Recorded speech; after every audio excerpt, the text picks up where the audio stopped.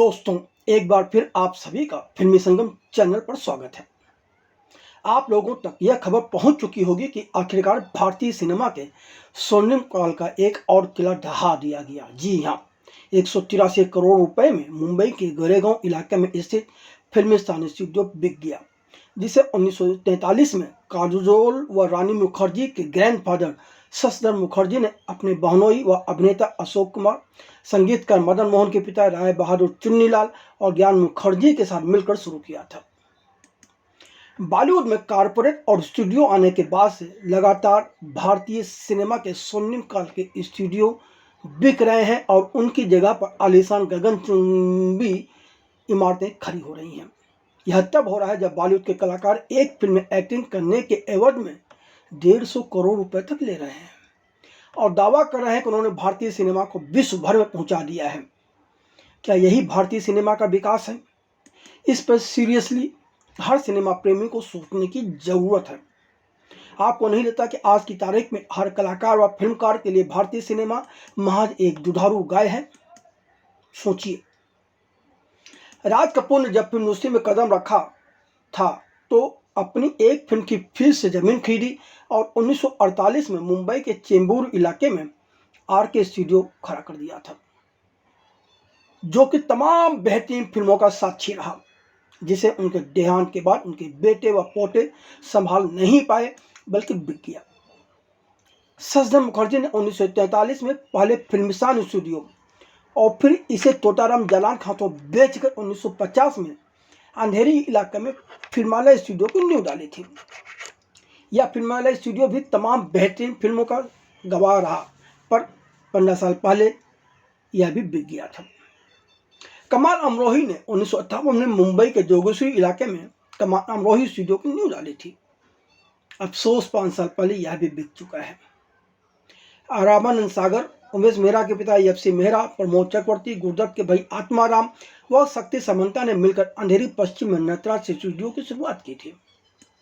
यह स्टूडियो भी लगभग 15 साल पहले बिक गया था, जबकि इन सभी की संतानें फिल्म इंडस्ट्री में आज भी कार्यरत हैं और अच्छे खासा धन भी कमा रही हैं। और अब नई ताज़ा खबर यह है कि फिल्मिस्तान स्टूडियो भी बिक गया। यह सभी स्टूडियो भारतीय सिनेमा के स्वर्णिम काल के गवाह रहे हैं। इन स्टूडियो का सिनेमा के विकास में अहम और अमूल्य योगदान रहा है। आपको अतीत में ले जाकर हम सिर्फ इस बात की ओर आप सभी सिनेमा प्रेमियों को ध्यान दिलाना चाहते हैं कि आखिर भारतीय सिनेमा कहाँ जा रहा है। सिनेमा की जो दुर्गति हो रही है, इसके लिए करोड़ों रुपए एक फिल्म की फीस लेकर अपनी जेब में डालने वाले कलाकार दोषी हैं, अथवा वह आम दर्शक जो बेचारा अपनी गाड़ी कमाई के पैसे से टिकटें खरीदकर इनकी फिल्में सफल बना रहा है, इन्हें स्टार बना रहा है और इनकी फीस में अनाप शनाप बढ़ोतरी करवाने में योगदान देता है, जबकि आम दर्शक की फिक्र तो कोई करता ही नहीं है। खैर, अब हम सभी को फिर से सीधे फिल्मिस्तान स्टूडियो की ही तरफ ले चलते हैं। 1983 में बॉम्बे टॉकीज के साथ अपने अनबन के से करियर की शुरुआत करने वाले काजोल और रानी मुखर्जी के ग्रैंडफादर शशधर मुखर्जी ने 1943 में जब उनका बॉम्बे टॉकीज से मनमुटाव हो गया तो अपने बहनोई व अभिनेता अशोक कुमार, संगीतकार मदन मोहन के पिता राय बहादुर चुन्नीलाल और ज्ञान मुखर्जी के साथ मिलकर खुद का स्टूडियो गोरेगांव इलाके में फिल्मिस्तान स्टूडियो के नाम से शुरुआत किया था। इस स्टूडियो में फिल्मों की शूटिंग के लिए 14 सेट थे। गांव, जेल, मंदिर, बगीचा, सब कुछ इस स्टूडियो के अंदर था। 5 एकड़ में यह स्टूडियो फैला हुआ है। इसके अलावा यहाँ गानों की रिकॉर्डिंग, डबिंग, एडिटिंग आदि की भी सुविधाएं हैं। लेकिन 3 जुलाई 2025 को इस स्टूडियो को एक बिल्डर आर्केड डेवलपर्स ने खरीद लिया। अब आर्केड बिल्डर यहाँ 2026 में 3000 करोड़ रुपए का आलीशान गगनचुंबी इमारतों वाला प्रोजेक्ट शुरू करने वाला है। इस परियोजना में कथित तौर पर 50 मंजिलों वाले 2 ऊंचे टावरों में 3, 4 और 5 BHK के आवासों के साथ साथ कुछ विशेष पेंट हाउस भी शामिल होंगे। फिल्मी साइंस स्टूडियो को खरीदने की खबर की पुष्टि आरके डेवलपर के अध्यक्ष और प्रबंध निदेशक अमित जैन ने स्वयं लिंक्डइन प्रोफाइल पर जाकर किया है। उन्होंने लिखा है, यह साझा करते हुए रोमांचित हूं कि आरके डेवलपर्स ने एसबी रोड गोरेगांव पश्चिम में प्रतिष्ठित 4 एकड़ फिल्मिस्तान प्राइवेट लिमिटेड भूमि को सफलतापूर्वक 183 करोड़ रुपए में हासिल कर लिया है। यह रणनीतिक अधिग्रहण मुंबई के सबसे प्रसिद्ध पतों में से एक है, जिसे फिल्मिस्तान स्टूडियो के नाम से जाना जाता है, पर अब यहाँ एक अल्ट्रा लग्जरी आवासीय परियोजना का मार्ग प्रशस्त हो गया है। इसी के साथ मतलब फिल्मिस्तान स्टूडियो के बिकने के साथ हिंदी सिनेमा के स्वर्ण युग को आकार देने में मदद करने वाले स्टूडियो के एक युग का अंत हो गया। कभी अभिनेताओं, तकनीशियनों और प्रोडक्शन हाउस के लिए संपन्न आधार गोरेगांव पश्चिम की संपत्ति अब महज गगनचुंबी इमारतों के रूप में ही नजर आएगा। फिल्मिस्तान स्टूडियो मुंबई के उपनगरी गोरेगांव रेलवे स्टेशन से महज 5 मिनट की पैदल दूरी पर स्वामी विवेकानंद रोड पर मौजूद है। इस तरह अब गोरेगांव का यह अति मशहूर और 82 साल पुराना स्टूडियो हमेशा के लिए जमीन में मिलने जा रहा है। अब यहाँ पर फिल्म कलाकार वगैरह नजर नहीं आएंगे। अब कैमरा एक्शन की आवाज़ें यहाँ सुनाई नहीं देंगी। यूँ तो फिल्मिस्तान स्टूडियो से काजोल व रानी मुखर्जी के परिवार का रिश्ता 1950 में ही खत्म हो गया था। जब 1950 में सज्जन मुखर्जी ने फिल्मिस्तान स्टूडियो को तोताराम जालान के हाथों बेचकर मुंबई के अंधेरी इलाके में अपना दूसरा निजी स्टूडियो फिल्मालय खड़ा कर लिया था। सज्जन मुखर्जी ने फिल्मालय स्टूडियो में 1907 में लव इन शिमला और 1962 में एक मुसाफिर एक हसीना सहित कई बेहतरीन फिल्मों का निर्माण किया है।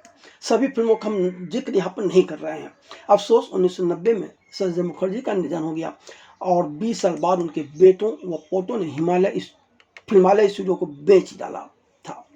अब यहाँ पर पीछे की तरफ एक सेट बना हुआ है जहाँ कभी कभार इक्का दुक्का शूटिंग हुआ करती है, बहुत छोटी सी जगह पर।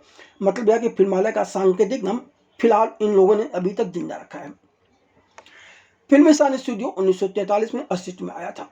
तब तक अशोक कुमार व सज्जन मुखर्जी की बॉम्बे टॉकीज से अनबन हो चुकी थी, जैसा कि हमने पहले आपको ये बात बताई है। उन दिनों स्टूडियो को केवल शूटिंग के लिए अपनी सेवाएं प्रदान करने वाली जगह के रूप में नहीं देखा जाता था, बल्कि स्टूडियो में फिल्म प्रोडक्शन कंपनी के रूप में भी काम कर रहे थे। उन दिनों इन स्टूडियो के में मासिक वेतन पर कलाकार, लेखक, निर्देशक आदि काम किया करते थे और यही काम 1962-64 तक फिल्मिस्तान स्टूडियो में भी होता रहा। 1948 में एक लेखक के रूप में फिल्मिस्तान से नासिर हुसैन जुड़े थे तथा अनारकली और मुनीम जी पेंगेज जैसी फिल्मों के लिए पटकथा लेखक के रूप में उन्होंने जबरदस्त सफलता हासिल की थी। फिर उन्होंने तुमसा नहीं देखा से फिल्म निर्देशन शुरू किया और एक सफल निर्देशक बन गए।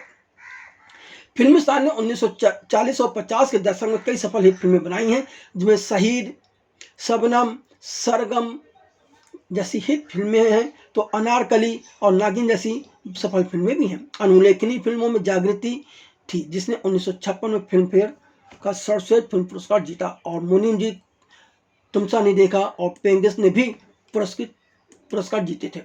1964 में बनी और नितिन बोस द्वारा निर्देशित फिल्म दूज का चांद फिल्मिस्तान स्टूडियो से निकली फिल्मों में से एक थी, मतलब जो कि फिल्मिस्तान स्टूडियो द्वारा निर्मित की गई थी।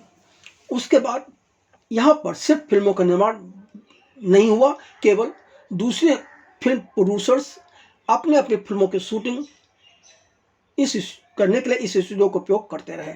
कुछ लोग अपने फिल्मों के गाने रिकॉर्ड करने लगे यहाँ और एडिटिंग, डबिंग, बाकी दूसरी चीज़ें चलती रहीं। 2011 में रावण और बॉडीगार्ड जैसी तमाम फिल्मों की यहाँ शूटिंग हुई थी। ऐसा फिल्म के टेलीविजन सीरियल खोटे सिक्के व रियलिटी शो झलक दिखला जा की भी शूटिंग यहाँ हो चुकी है। अंधेरी की फिल्मालय स्टूडियो के बिकने के बाद फिल्मिस्तान स्टूडियो के बिकने की भी खबरें गर्म हुई थी, लेकिन 2011 में जालान ने इसका खंडन किया था। उसके बाद 2014 में फिल्म टू स्टेज के एक गाने की आंशिक रूप से फिल्मिस्तान स्टूडियो में शूटिंग की गई थी, पर अब 2025 का मध्य अच्छी खबर लेके नहीं आया, क्योंकि अब भारतीय सिनेमा के स्वर्णिम काल का गवाह रहा, साक्षी रहा फिल्मिस्तान स्टूडियो भी बिक गया और बहुत जल्द अब यहाँ पर गगनचुंबी इमारतें नजर आएंगी। हम अपने दर्शकों को बता दें कि 1943 में फिल्मिस्तान स्टूडियो की शुरुआत हुई थी और 1944 में ज्ञान मुखर्जी ने पहली फिल्म निर्देशित की थी जिसका नाम था चल चल रे नौजवान। उसके बाद 1945 में मजदूर फिल्म बनी थी जिसका निर्देशन नितिन बोस ने किया था। फिर 8 डेज, शिकन, दो भाई, नदिया के पार जैसी सुपरहिट फिल्म की भी शूटिंग इसी स्टूडियो में हुई थी और उसका निर्माण भी इसी स्टूडियो के तहत किया गया था जिसे किशोर साहू ने निर्देशित किया था। इसके अलावा शहीद, शबनम, सरगम, सब्स्तान, आनंदमठ, अनारकली, फिर सत्यन बोस ने फिल्म बनाई थी अग्नि जागृति, फिर नागिन, नास्तिक, शर्त, मुनीम जी, आबे हवा, भागवत महिमा, दुर्गेश नंदिनी, हम सब चोर हैं, हीर, तुमसा नहीं देखा, पेइंग गेस्ट, चमककली और एक पंजाबी फिल्म बनी थी जिसका निर्माण ओपी दत्ता ने किया था, उसका नाम था हुल्लारे। राजेंद्र शर्मा ने भी एक पंजाबी फिल्म बनाई थी मुकलवा। शंकर सुन तो ले हसीना। राम प्रकाश ने एक फिल्म निर्देशित की थी खूबसूरत धोखा। मैंने जीना सीख लिया, बाबर, दूज का चांद और 1965 में इस फिल्म बनी थी सास पुन्नू, ये पंजाबी फिल्म थी। इसके बाद फिल्मिस्तान स्टूडियो ने फिल्मों का प्रोडक्शन बंद कर दिया था पर शूटिंग के लिए अपनी प्रमाइसेस को देना जारी रखा और यहाँ तमाम फिल्में बनती रही हैं पर अब वह भी संभव नहीं होगा।